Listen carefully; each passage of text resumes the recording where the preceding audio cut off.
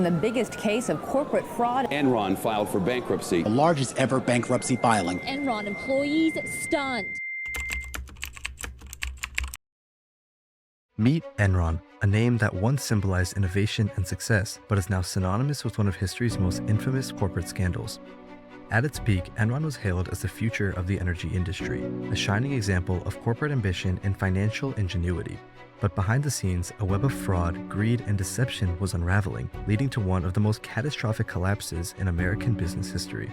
By 2001, what was once a Wall Street darling had become the ultimate cautionary tale, exposing the dangers of unchecked corporate power, the failures of financial oversight, and the devastating consequences for employees, investors, and the public. This is the story of Enron, a scandal that shattered trust in corporate America and forever changed the landscape of financial regulation. Our story starts with Kenneth Lay. Born in 1942 to a poor Baptist preacher in Tyrone, Missouri, Lay climbed the American ladder of success, earning a PhD in economics and working his way through the energy field. By 1985, Kenneth Lay had merged two natural gas corporations to form Enron, viewing it as the future of energy innovation. Lay wasn't just selling gas, he was selling a vision that Enron could transform energy into something to be bought, sold, and controlled. It was bold, ambitious, and as we know now, a recipe for trouble. Under Lay's leadership, Enron grew rapidly and vastly, but behind the soaring profits laid a weak foundation.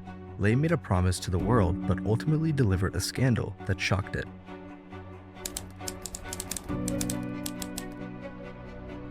The story began in Valhalla, New York, where Enron's oil traders were taking bold risks.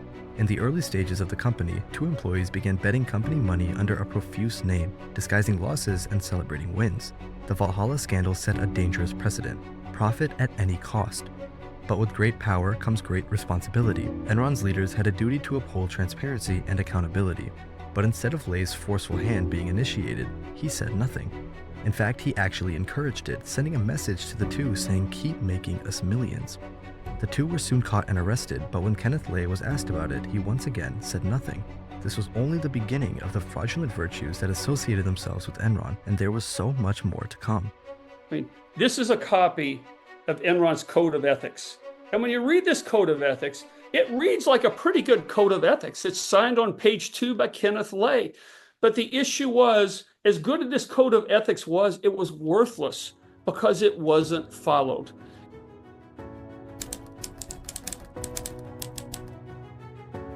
As months passed, Kenneth Lay realized he wasn't the one to lead Enron to its full potential. He needed someone bold enough to push further. Enter one of Lay's former friends, Jeffrey Skilling. Under his leadership, Enron ceased merely selling energy and began trading the idea of energy. With a revamped structure that brought in figures like CFO Andrew Fastow, the company expanded into trading abstract commodities such as bandwidth and even the weather, catapulting its ambitions to new heights. But Skilling wasn't satisfied. His hunger for more led to one of corporate America's most ruthless performance review systems. Employees were ranked on a brutal 1 to 5 scale, with the bottom 10% fired each quarter. In this cutthroat environment, 18-hour days became the norm and ethical shortcuts were the price of survival. The rights of employees to a fair and humane work environment were overshadowed by a leadership that failed to balance its responsibilities. To Enron, making money was all that mattered, legal or not. They're going to look to middle management as well as senior executives to see what is permissible within a corporation. And at Enron, it was okay to break the rules as long as you were making money for the company.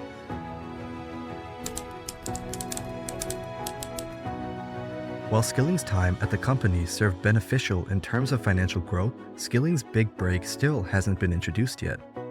To maintain the illusion of constant growth, Enron began using money market ledgers to hide their losses. And here's exactly how it worked. Using a money market ledger, Enron could sign off on deals and add them to their financial statements the day of. This meant that if the company were to agree to a $50 million deal over the next 10 years, that $50 million could be written off as that day's profit, regardless if the deal fell through or not. They began creating fake companies to shift debt off their books. Financial predictions were passed by a staggering amount, providing an ill-fated image to investors and shareholders that the company was a gleaming success. But the right to honest financial reporting is a cornerstone of trust in the business world. You can't lie to shareholders. You can't put yourselves in front of your employees' interests. No matter how rich and powerful you are, you have to play by the rules. Enron's manipulation of the books showed a blatant disregard for their responsibility to stakeholders and would soon add to more problems later on. But shrouded in their current web of lies, Enron was a culture where arrogance and deceit thrived.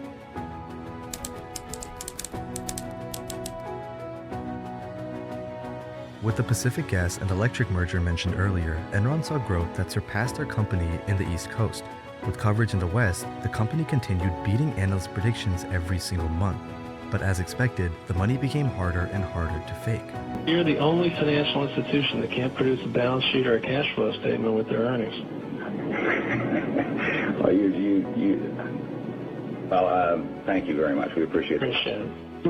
Eventually, in the late 1990s, Enron began manipulating energy panels, manually shutting off power for dozens of areas in California and causing blackouts to drive up prices. As scrutiny grew, insiders destroyed financial records to cover their tracks. By exploiting their control over energy markets, Enron violated the public's right to affordable and reliable energy. Their actions highlighted a gross failure to uphold their corporate responsibilities to society. But the pressure kept building. Reporters began questioning how a company so big could struggle to provide power on such a large scale. Skilling's hair loss and pale eyes became largely noticeable as the days longingly continued.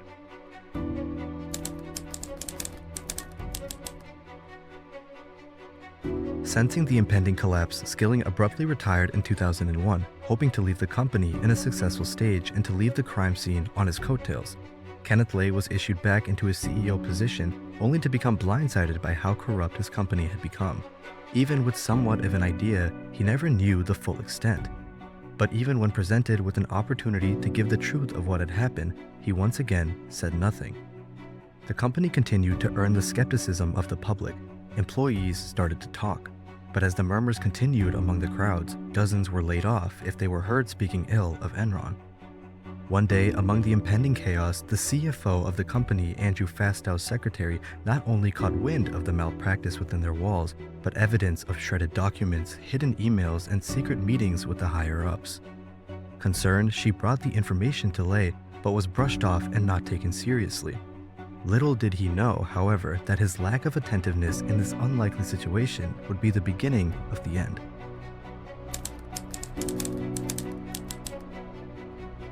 Not wanting to stay silent, Watkins gathered internal documents and shared them with the New York Times. The story ignited public outrage.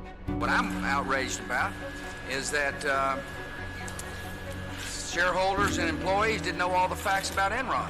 Investors demanded answers, and executives were later spotted at a warehouse shredding incriminating evidence. The company's stock, once at $90 per share, began to plummet.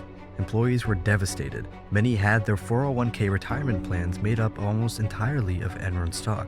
When the accounts were frozen during the collapse, workers were powerless to act. Lifelong savings vanished overnight. The SEC launched an investigation, and within weeks, Enron declared bankruptcy. Over 20,000 employees lost their jobs, and billions in retirement funds and investments were wiped out, marking one of the most infamous corporate scandals in history.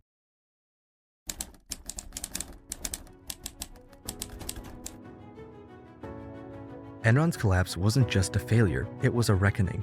In its wake, Congress worked to restore order, enacting the Sarbanes-Oxley Act in 2002 with stricter corporate oversight, harsher penalties, and the Dodd-Frank Act 6 years later, stating more corporate responsibility. The act aimed to restore balance, but history is relentless in its repetition.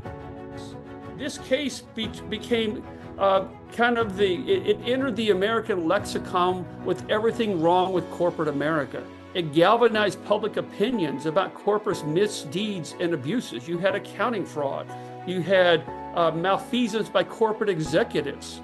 So there were a lot of things here, I think, that have certainly entered the business world, entered the public domain. Enron wasn't just a scandal. It was a warning, a glimpse into the devastating cost of unchecked power. This case has been called the largest and most complex white-collar crime case in FBI history. So I think after this case was over, there was someone who sat down and wrote a document on lessons learned from Enron. Important to always go back and critique what you did to see how you could have done it better. And yet the shadows of its deception still stretch across boardrooms today. The question isn't if it could happen again, it's when.